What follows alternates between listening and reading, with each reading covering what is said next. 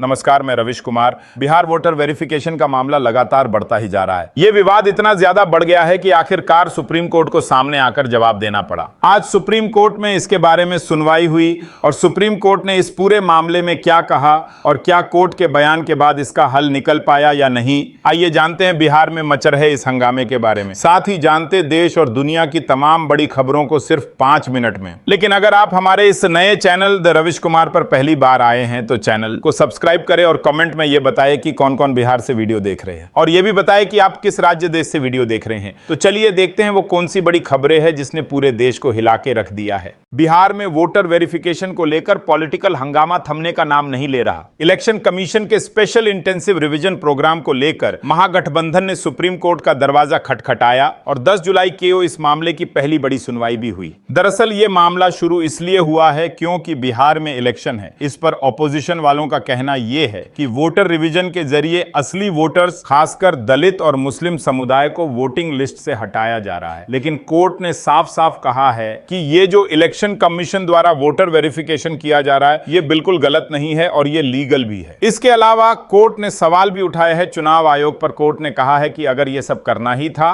तो इतनी देरी क्यों की और किस बात का इंतजार कर रहा था इलेक्शन कमीशन, क्योंकि वोटर वेरिफिकेशन का डेडलाइन 25 जुलाई तक ही है। उससे पहले ये सब इलेक्शन कमीशन को वोटर वेरिफिकेशन का रिपोर्ट सबमिट करना होगा। और साफ साफ बता दें कि बिहार में अभी तक सिर्फ 1 करोड़ फॉर्म्स ही डिस्ट्रीब्यूट किए गए हैं, लेकिन इनमें से सिर्फ 24 लाख फॉर्म्स ही हो पाया है, जो कि सिर्फ 21% ही है। इसके साथ इलेक्शन कमीशन पर काम का दबाव भी बढ़ता जा रहा है। ऑपोजिशन पार्टी वालों का कहना यह है कि इलेक्शन कमीशन जल्दबाजी में असली वोटर्स को लिस्ट हटा रहा है। असली बात तो यह कि ये लोग जल्दबाजी में कुछ भी कर देंगे, फिर एक बार इलेक्शन होने के बाद किसी का क्या ही बिगड़ जाएगा, फिर बोलेंगे ज्यादा काम के प्रेशर में गलत हो गया। और हाँ, आज 7 राज्यों में 13 असेंबली सीट्स पर बाइपोल्स हो रही हैं। बिहार का पॉलिटिकल क्लाइमेट इस वेरिफिकेशन प्रोसेस के चलते काफी गर्म हो चुका है। तो सवाल यह है कि क्या ये वोटर वेरिफिकेशन प्रोसेस सरकार और पॉलिटिकल लीडर्स का एक खेल है? क्या बिहार में वोटर्स वेरिफिकेशन करना जरूरी भी था? इससे पहले बिहार में 2003 में वोटर वेरिफिकेशन हुआ था। मेरा मानना यह है कि वोटर वेरिफिकेशन करना सही है, लेकिन सरकार को इससे पहले सारा काम करवा देना चाहिए था। चलिए अब अगली बड़ी खबर देखते हैं। गुजरात में वडोदरा के मुजपुर में गंभीरा पुल गिरने से मरने वालों की संख्या बढ़कर 15 हो गई है। 9 जुलाई को हुए इस हादसे में कई वाहन महिसागर नदी में गिर गए थे। बचाव कार्य जारी है और अधिकारियों ने 4 और शव बरामद किए हैं। इस हादसे ने एक बार फिर से देश के लोगों की सुरक्षा पर सवाल उठाए हैं। क्या सरकार इस तरह के हादसों को रोकने के लिए कोई कदम क्यों उठा नहीं रही? और आपको बता दूं कि ये पुल गिरने के 9 दिन पहले एक यूट्यूबर ने इस ब्रिज की वीडियो बनाई थी। इसके चलते भी सरकार ने कोई कदम नहीं उठाया। आपको बता दी कि इस ब्रिज को बने 40 साल बीत गए हैं, जबकि सरकार से कहा गया था यह पुल 100 सालों तक टिकेगा। लोगों के सुरक्षा के बारे में सरकार को ज्यादा सोचना चाहिए।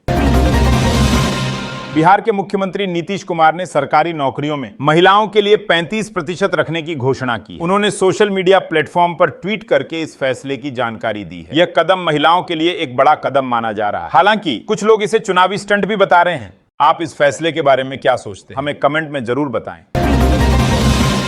16 जुलाई को हमारे देश की एक लड़की को यमन में मौत की सजा होने वाली है। केरल की रहने वाली नर्स निमिषा प्रिया को यमन में 2017 में एक यमनी नागरिक की हत्या के मामले में दोषी पाया गया था। अब उन्हें 16 जुलाई 2025 को फांसी दी जाएगी, जो यमन की कानून व्यवस्था के मुताबिक गोली मारकर दी जाती है। निमिषा का दावा है कि वह उस व्यक्ति के अत्याचारों से तंग आकर अपना पासपोर्ट वापस लेना चाहती थी ताकि भारत लौट सकें, लेकिन मामला हत्या तक पहुंच गया और अब उनकी जिंदगी दांव पर है। भारत सरकार ने ब्लड मनी के तौर पर पैसे भेजे हैं, पर वक्त बेहद कम है। सुप्रीम कोर्ट ने इस मामले पर 14 जुलाई को सुनवाई तय की है। देखते हैं हमारी सरकार एक मासूम लड़की को बचा पाती है या नहीं।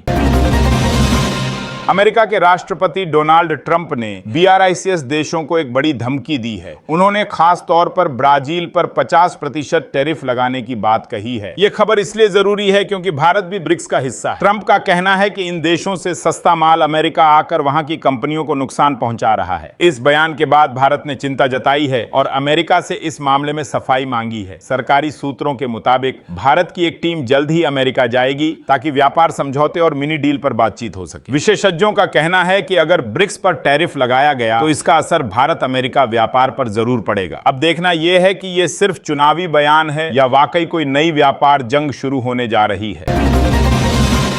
हरियाणा सरकार ने अरावली की पहाड़ियों में एशिया की सबसे बड़ी जंगल सफारी की शुरुआत की घोषणा की है, जो 10,000 एकड़ में फैली होगी। इसका मकसद इको पर्यटन को बढ़ावा देना और वन्य जीव संरक्षण करना है। हालांकि स्थानीय पर्यावरणविदों ने इस प्रोजेक्ट के पर्यावरणीय प्रभावों पर सवाल उठाए हैं।